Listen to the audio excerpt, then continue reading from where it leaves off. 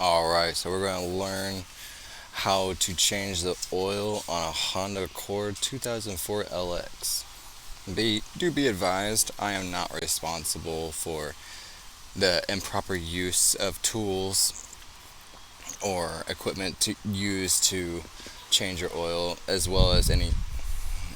First thing you will need is your Honda Accord. I have one similar to this one. Your oil, your funnel, a 16 millimeter socket, your new oil filter, the TG7317 is one I have installed, a socket wrench, a jack stand, a jack, and an oil pan. Here I will show you where the dipstick is, which is right here currently. And this is where you will find out what type of oil you have, as well as where you're going to put your oil and take off the cap for your oil. And here is a safe spot to put your oil cap. This is where I keep mine so I don't forget where I put it.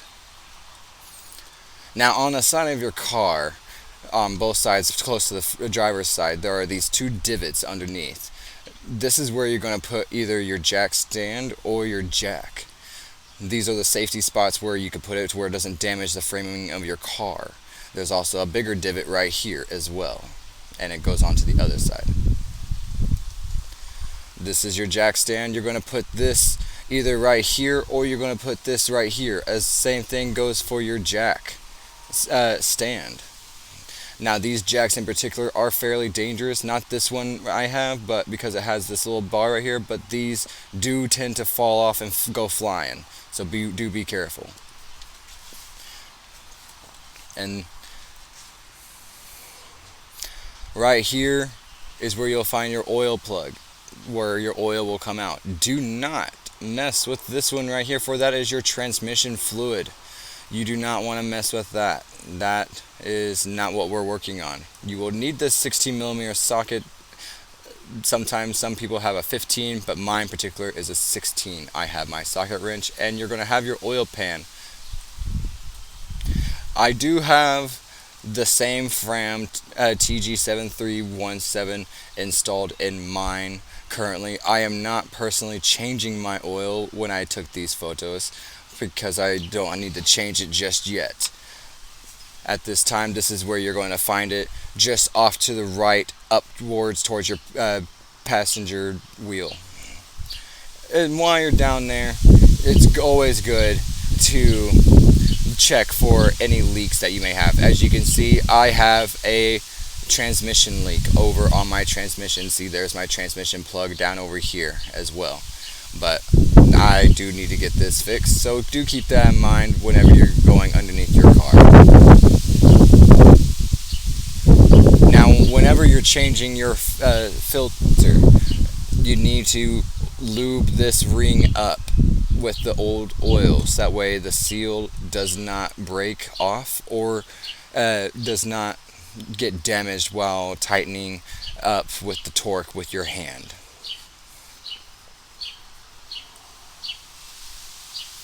This is now where you're going to, once you get your oil plug drained out and your filter put back on, and your plug put back on, you're going to put your funnel inside here and put 4.5 to 4.3 quarts inside your oil, and always check your dipstick after you fill this.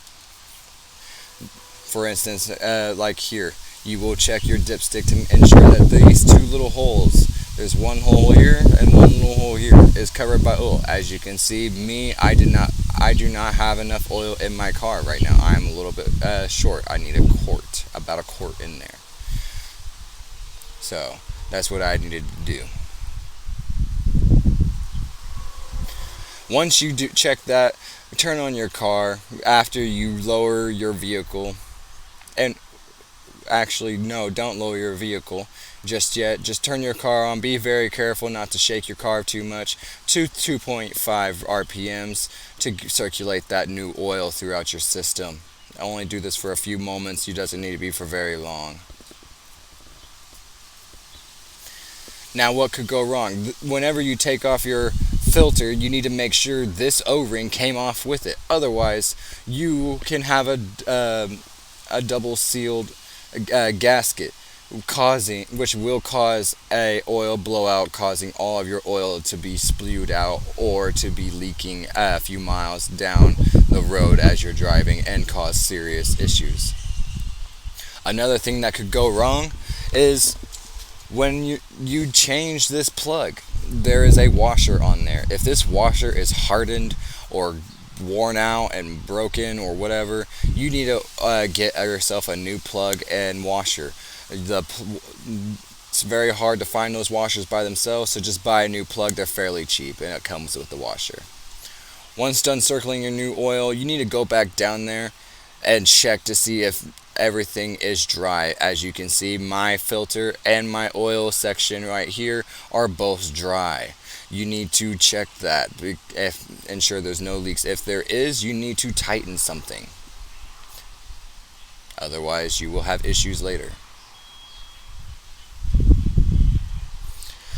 Once you've done checking your RPMs and everything like that and circulating that oil, you need to go back and check your oil. As you can see, this is still the same picture. I did not change my oil, so I still need to put about a quart of oil into my car. I wouldn't recommend not putting oil into your car. If you are short of oil, you need to put more oil in your car. Otherwise, if your car is too low on oil, you will have issues. Your car will start stuttering and having troubles moving and shaking and jolting forward and back. I have had this issue before when I've gotten too low on oil, that is exactly what happens. Because of when that happens, it will also trigger an engine light. That engine light will say that it's your oil pressure sensor switch. I had gone and done the expensive way of changing that, and it did not work. Once you are done with all of that and everything looks good, go ahead and get your jack and jack stand positioned back up. Well, your jack positioned back up to your jack stand, so that way you can get your jacks off on both sides. But once you do that, you are completely done. Now, what do you do with your old oil? See, now we got some old oil. Well, there are numerous places that you can take your old oil. Keep your oil that is new, that is left over in the bottle for later on. The old oil can be taken to O'Reilly. They will dispose of it for free with no charge.